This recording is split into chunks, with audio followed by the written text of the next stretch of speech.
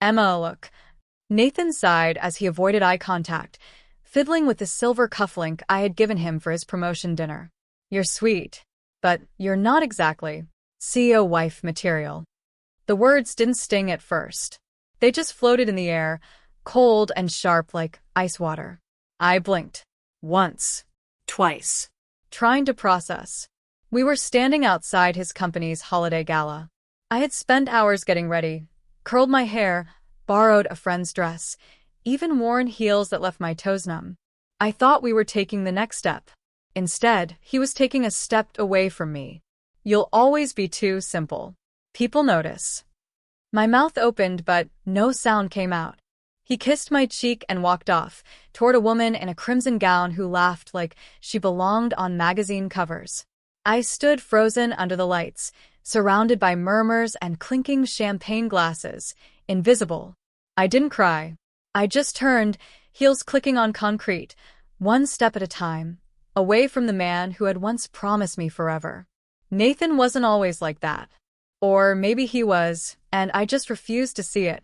We met during our final year at university. He was ambitious, charismatic, and always talked about his dreams of working in corporate finance. I was studying literature, juggling part-time jobs to pay tuition, quietly cheering him on from the sidelines. He once told me I had the kindest eyes he'd ever seen. Back then, that was enough. From the beginning, I poured everything into our relationship, late-night coffee runs during his internships, printing his resumes, editing his presentations. I even skipped my own job interview once just to help him prepare for his. He got the job. I didn't. His family was different. His mother never remembered my name. His sister once asked me if I ever considered dressing more like a woman for Manhattan. I smiled through it all. I thought if I tried hard enough, they'd eventually accept me. My family was simple, working class. We celebrated birthdays with homemade cakes and hand-me-down decorations.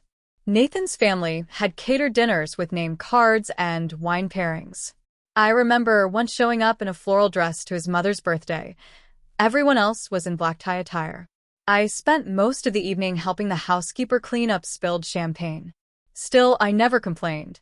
I thought love meant blending worlds, even if it meant shrinking mine. I tried to change, new clothes, etiquette lessons, I even read business magazines to keep up with his conversations. But no matter how hard I tried, it always felt like I was on the outside, tolerated, not embraced. Nathan started introducing me as M instead of Emma. Shorter, sleeker, like I needed to be rebranded. I did everything right. I supported him. I adjusted myself to fit into his world. I stayed loyal. And still, I wasn't enough. 2 days after the gala, Nathan texted me. Not a call. Not a voice note. A text. Let's take some space. I think we've outgrown each other. It's for the best. I stared at my screen for a long time, rereading those words over and over. My thumb hovered over the keyboard, trembling. But I didn't type anything. What could I possibly say to someone who'd already decided I didn't fit into his world? Later that evening, his sister posted a photo from the gala. Nathan standing beside the woman in the crimson dress, both laughing, glasses raised. The caption said, "Power couples only." I didn't even recognize the man in the photo. That wasn't the Nathan who used to fall asleep on my shoulder while I read poetry to him. That wasn't the man who once said he couldn't imagine life without me. A few days later, I got a call from one of his friends. Or maybe I should say, someone who used to be our friend. "Hey, I heard what happened. Just a heads up, you probably shouldn't come to the company's New Year brunch. It's kind of an invite-only thing now. Hope you understand." It wasn't just a breakup. It was a quiet erasure. A rebranding of his life, one that no longer included me.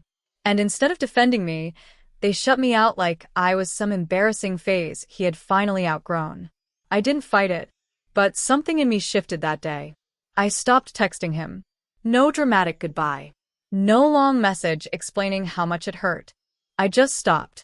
I deleted his number, unfollowed his family, and took down every photo from my social media. Not because I was angry, but because I no longer needed to hold on to a version of myself that begged to be accepted. I started waking up early. Not for him, but for me. I took long walks with no destination. I applied to a new job, one I'd hesitated to go for because Nathan once called it a waste of my degree. I got it. And for the first time in a long while, I wore what I wanted. I stopped trying to mimic his world. The muted tones, the sleek buns, the rehearsed smiles. I let my hair down. I wore yellow again. I laughed loudly. There were no announcements. No Instagram captions about healing. I didn't tell anyone what I was doing. I just disappeared from the version of his world I used to fight to belong to. And in that silence, I found something I hadn't felt in years: peace. For the first time, my silence wasn't fear. It was freedom. A few months passed. I was settling into my new job, an executive assistant at a private firm that specialized in corporate ethics and development. It wasn't glamorous, but I loved it. I felt seen there, valued. My manager, Evelyn, was sharp and kind, a rare mix. One day, we had an internal event, a leadership luncheon. A few big executives were scheduled to attend, including someone they only referred to as Mr. Caldwell. I didn't think much of it until I saw him. Tall, silver-haired, with quiet authority and eyes that missed nothing. That was Mr. Caldwell, Nathan's CEO. He walked in with purpose, flanked by assistants and followed by quiet whispers. He didn't acknowledge me, of course. Why would he? I was just background noise in his orbit. But then something strange happened. As I handed out documents at his table, he paused, looked directly at me. "Emma, isn't it?" he asked. I blinked, confused. "Yes, sir." "You volunteered at St. Mary's Hospital, right?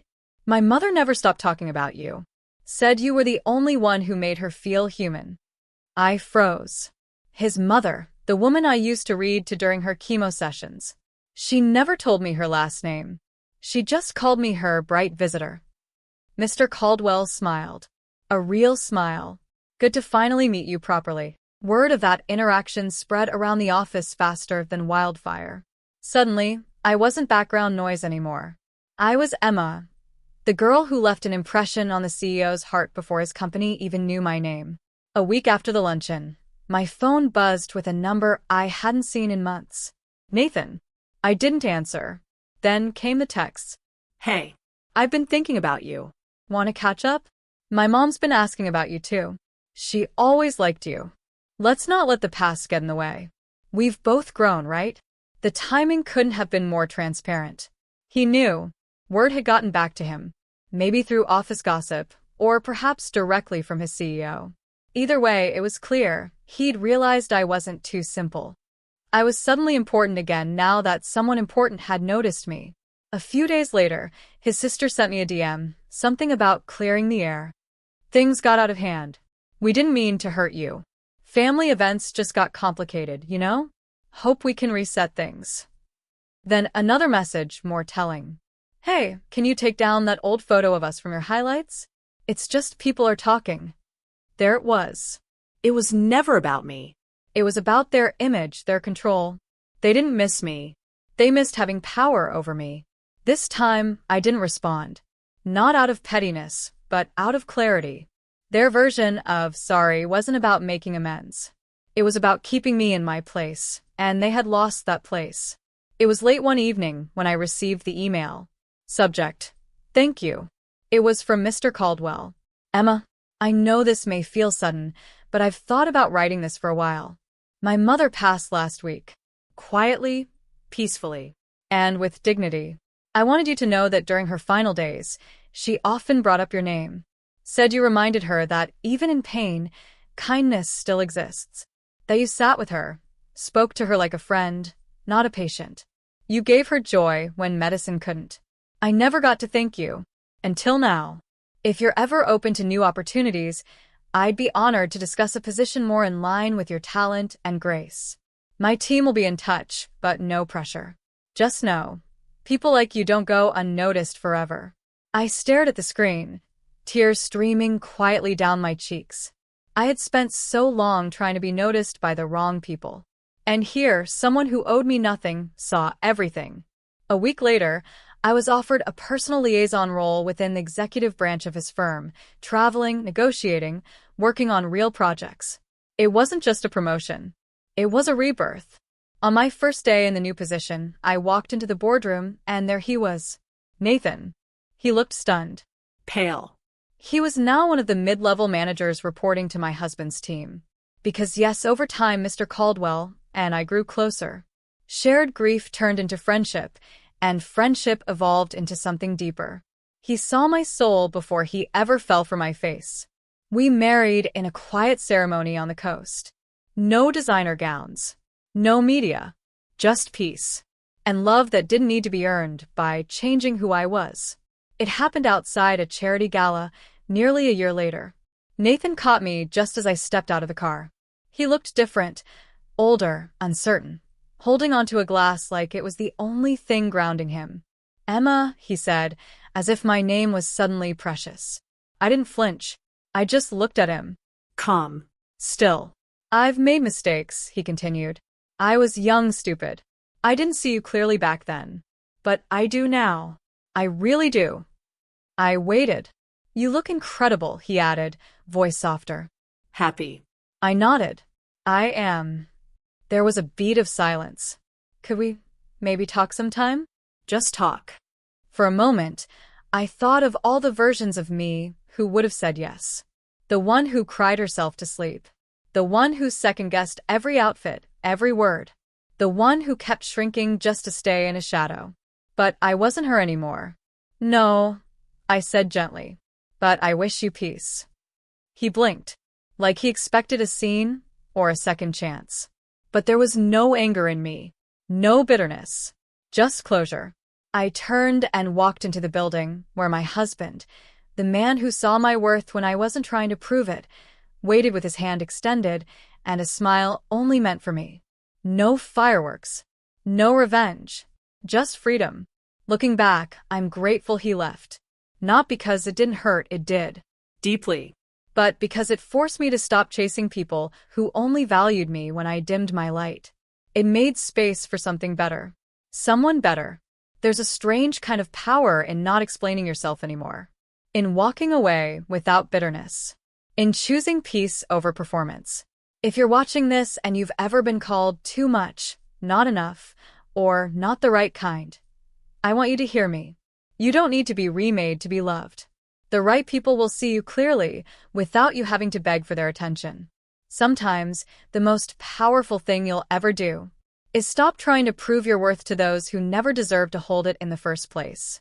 And when you do, the universe has a funny way of replacing rejection with reward, betrayal with belonging. You are not a backup plan. You are the upgrade.